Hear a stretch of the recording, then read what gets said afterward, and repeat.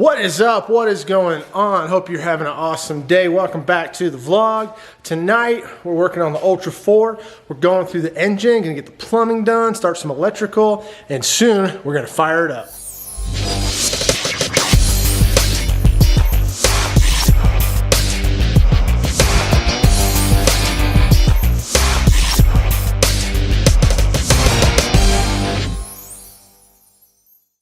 Doing some engine work tonight.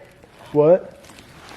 Paint the oil pan, but brand new can doesn't work. What? So I'll be right back. I just bought that. I know. I'll be right back. Okay, so Joe's gonna go off, get that paint so we can get the oil pan painted because we need to get that on and sealed up. So let's go through a review, show you where we're at with the engine. All right, so back to the mock-up engine here. We finished the alternator bracket, so it's double sheared and this thing is solid. We went through, we got the meth injectors installed. With the way we do it, we inject the methanol right into the superchargers. So we worked with Snow's and we got their splitter. So you can see there's a splitter right there, comes up and goes to this charger and to that charger. So we're injecting methanol into both, using a number 6 nozzle in each one. This is just our mock-up engine, so it's kind of, there's not much inside it. Yeah, we got the fuel line done up here. We got our adapter in, our fuel pressure adapter. And then for our regulator, we're running this Radium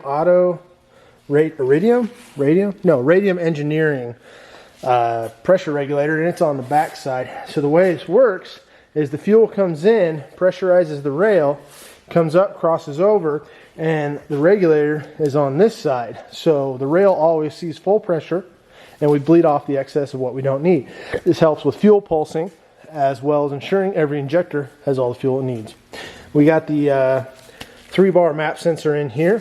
Create a little bracket to hold it in place. It's a little bit bigger, but that's not going anywhere.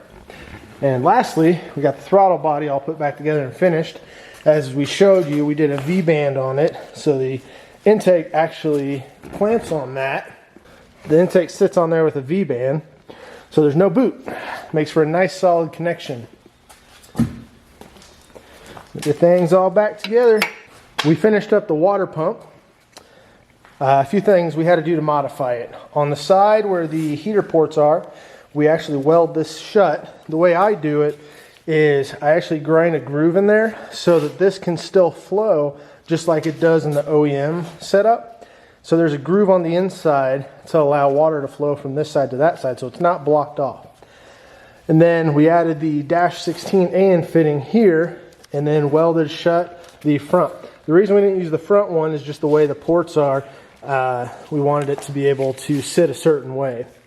So we used a -16 fitting from Finish Line Factory, and then this is a Corvette F-body spacing pump, but we still want it to come out the top like truck. So tonight we're going to finish running all of our fuel lines.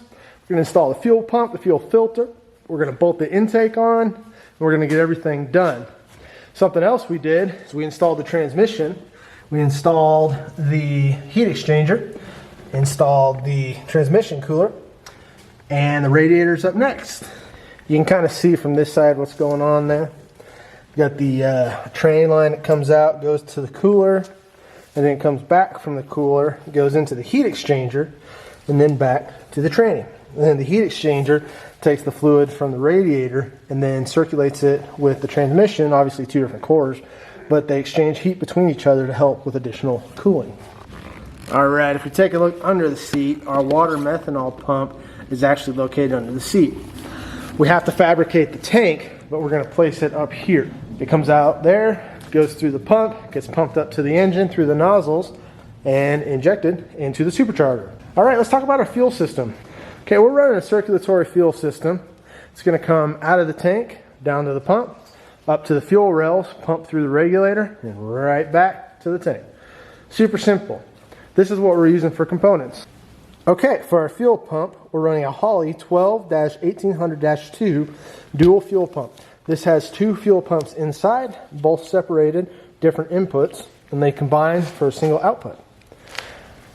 For our fuel filter, this is a Radium Auto 5 micron stainless steel rebuildable E85 compatible fuel filter. It also features a heat sink, so this is going to help pull a little bit of heat out of the fuel just in case there's any buildup from the pump. So right after it comes out of the pump, it's going to go right into the filter, and that will pull any excess heat. All of our lines and fittings are from Finish Line Factory. For our fuel system, we're running PTFE lines everywhere. We're running -10 on the flow side and -6 on the return. Hey, Joe's back. Joe's back. Did you get new paint? I did. Did they complain? No. Good. Very easy. Well, why don't we get the oil pan painted? Again? No, I'm just kidding. I was like, seriously? That's sucks. These heads and all fuels won't make me sober. One flame to take the pain away. I caught you lighting matches in the back room. Haters look mad when they pass you. Let's talk about. All right, so we got some primer on there. We're actually going to leave it gray. The oil pan is going to be a lighter color, so we can see if we have any oil leaks. I think that's a great idea. What do you think, Joe? I think that's a wonderful idea. Woo! I don't ever understand why people paint engines and everything black. How do you know if there's anything wrong with it? True. Usually there's a hole. You know what's awesome is orange. No. Okay, now that you know what's going on with our plumbing system and fuel system, we're actually going to start getting our injectors set up. When they pass you, let's talk about round when it's past due. Raise a glass to know you don't gotta fight alone.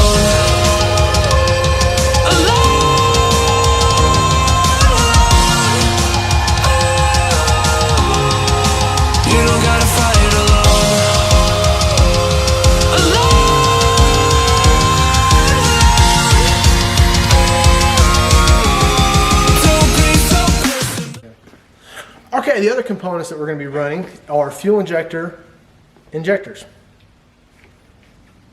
I don't think that works. Okay, the next component we're going to talk about is our fuel injectors. We went with the 2150cc fuel injectors from Fuel Injector Clinic. Let's take a look at the specs. Fuel injectors, whew, those are pretty. Little guys, they sure do a lot of work. All the fuel injectors are data matched. What this means is each injector is tested and flow matched to a certain percentage within each other. Then they actually give you the data on everything. So you know with Fuel Injector Clinic, you're going to get the best of the best and injectors that are all matching.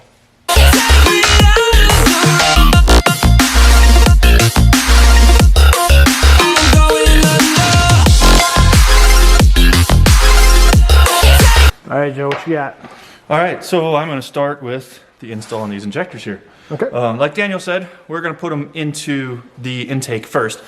I don't know that there's a right or a wrong way to do it, but with our experience, putting them into here first and then putting the rail on top is a lot easier. I'm also going to add a little bit of grease. What kind of grease are you using? This is some just some high temp grease that we got That nano stuff from the really parts good. store. Yeah, this nano stuff is pretty good. And I'm just going to use a very little bit just to grease up the gasket.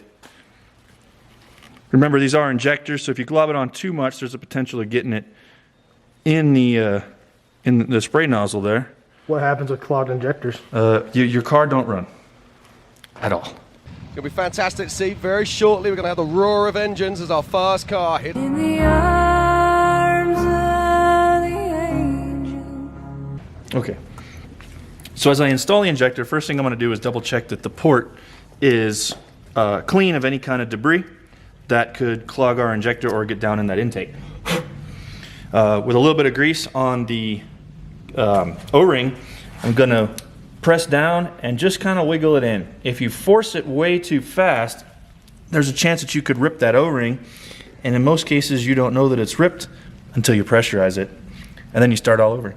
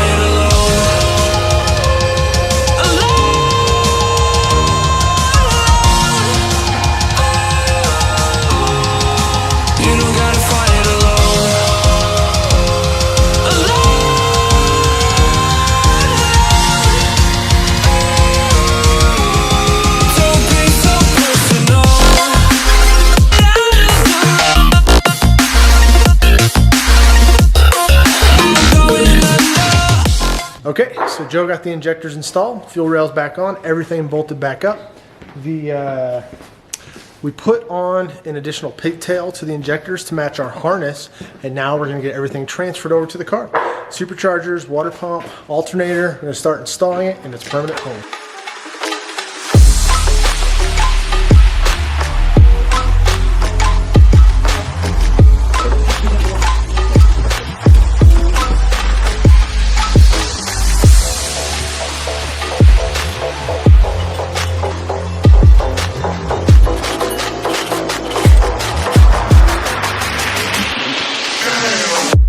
Okay, so the fuel pump, fuel filter's on, and while Joe's working on the accessories, I'm actually going to work on a bracket for the fuel shutoffs.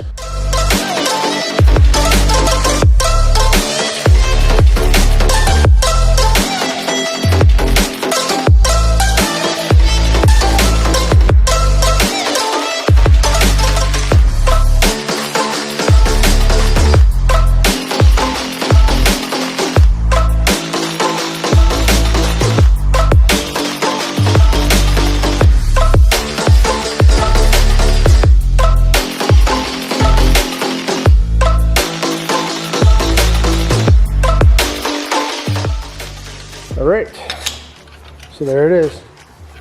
We got the bracket done. I made one side a little bit taller. This guy is going to sit on top like that. And then the little one's going to sit on the side like so. So we're going to make just a little bit of a standoff that sit on there, and it can be hose clamped on, and that's it. Looking really good.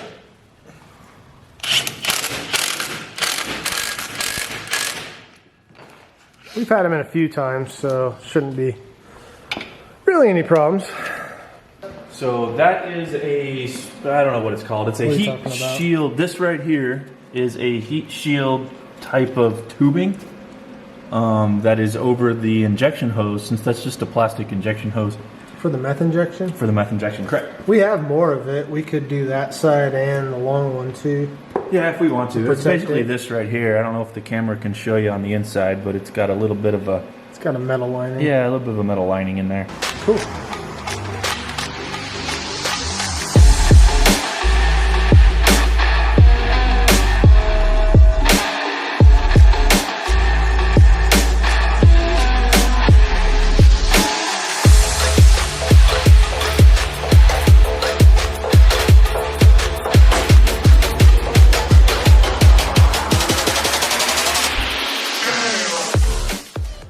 Okay, I got the bracket done.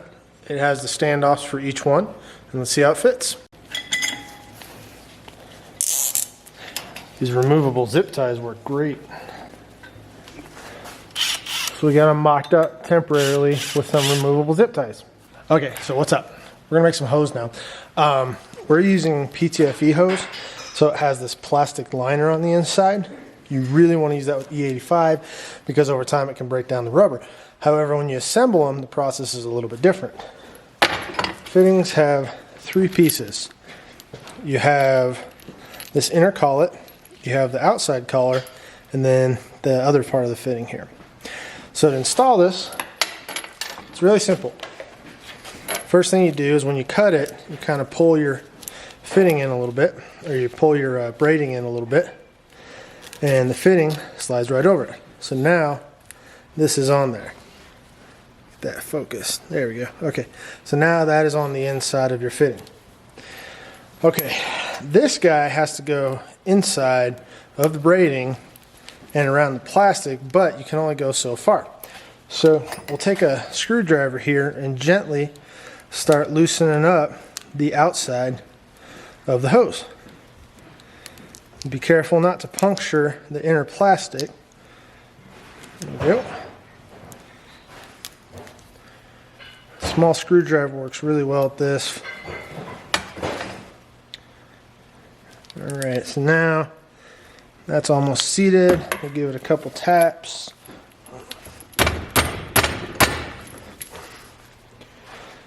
Alright, that's not too bad. There we go. Now we can see that that's kind of there. See it's seated on the end of that. And now we take our outer collar and it pulls up over that. So now you got it all together. Then, just as with anything, we'll check and make sure there's no debris right here. I'll blow through it real quick or shoot some air through it. The inner collar, no matter what you're doing, you always want to put a little bit of lube on there. So just put a little bit of lube, help that slide in. And now, the fitting will pop right in. Just kind of work it. And you'll feel it start to slide in there. There we go, it popped in. So now, we're going to thread these together. Put this side in the vise, use our wrench on this side, and that's it. You always want to be gentle when you do this, not to scratch them up. You can hear it start to crunch a little. Aww. That's not what I meant to do. Sticking wrench. Before anyone says that you don't use the AN wrenches for assembly, they specifically tell you not to. Alright. I always like to try and get them aligned so those match. So that is it. PTFE hose. If you're running E85, it's a must. Okay, next up we cut one of our coolant lengths to length to the predetermined length. Yeah, it's cut and ready for the fitting. These are using traditional -16 AN fittings, and they go together really easy. All right, there's only two pieces to this fitting. You have the inner piece and the outer piece. Just like with the other one, the outer piece pops over this. These ones tend to be a little bit tighter, but with Finish Line Factory, they are not bad. Okay, one thing that I do before I put them together is, like I said, I'll blow through one side. Okay, that was kind of funny. I didn't mean to do that. Make sure it's out, and then I'll tap it.